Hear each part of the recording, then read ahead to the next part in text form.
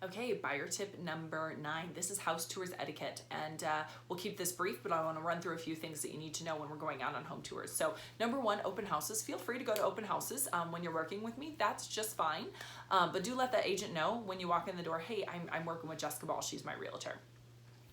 So that is fine with that.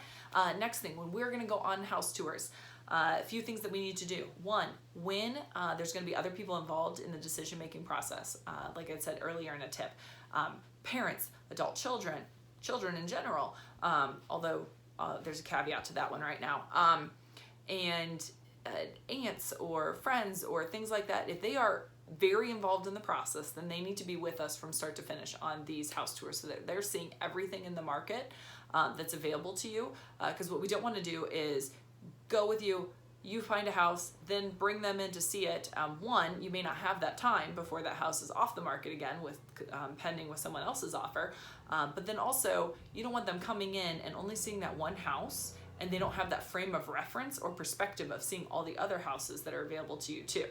So it gives them a better appreciation for what we're looking at as well. And it may have been a while since they've been looking at houses, and so the process may be different. So having them involved from the get-go is good. Now, the caveat to that is right now, because of COVID-19 that we're in, and when I'm filming this, is that we have to limit the number of people that are in the houses. So if it is someone that does not have to be there, actually children right now, they're really trying to limit children coming to showings, and so if you can get a sitter for your kids, it's not appropriate to just bring people along, bring friends along. If they are not a stakeholder in the decision, it's not appropriate to bring them. So there's that caveat as well.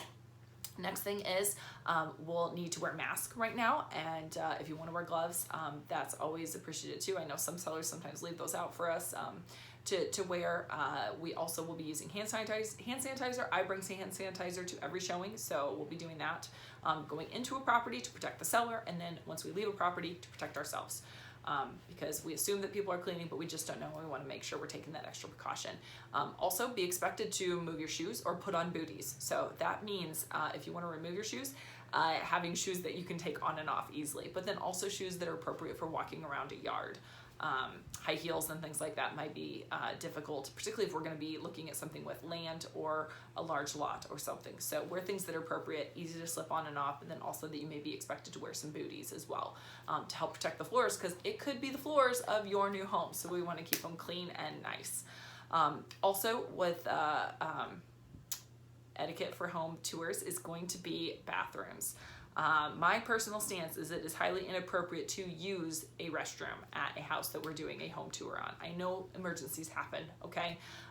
So that is understandable. However, we can certainly plan for times to go somewhere else, a store, gas station, make a break during our house tour time frame to use the restroom and do those things, because particularly during COVID, people just are very leery about touching other people touching their stuff and in the homes, and then also people going through homes also may not want to be touching things with everything going on. So we want to limit that, but then also, even if it's vacant, it's still someone else's property. It's not a public restroom. We don't know whether the water's on, whether it's working properly. That's for a home inspector to figure out.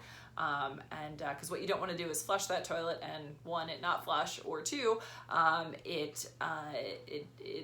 the water wasn't turned on, or maybe the water doesn't turn off after we leave, so that the plumbing's still running, and therefore the seller gets a really large bill because there's water running while they're not at the house. So again, just problems can arise from that. We want to avoid that with our house tour etiquette. Also, we should assume that at all times we're under surveillance. So be careful when we walk into a house what we say or do. We don't want to say like, oh my gosh, I love this house, I'm going to offer $100,000, but I'd be willing to go up to 110.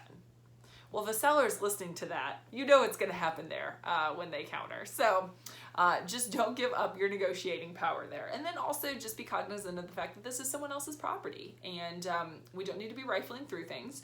That would be highly inappropriate. And then also be careful with comments that could be seen as hurtful, because if a seller is listening to them and someone's raving about that choice of furniture, or that wallpaper is so disgusting, it may, if you end up wanting to like that property, that may hurt your chances with that seller, because maybe that was something near and dear to them. So all just things to keep in consideration when we're touring properties.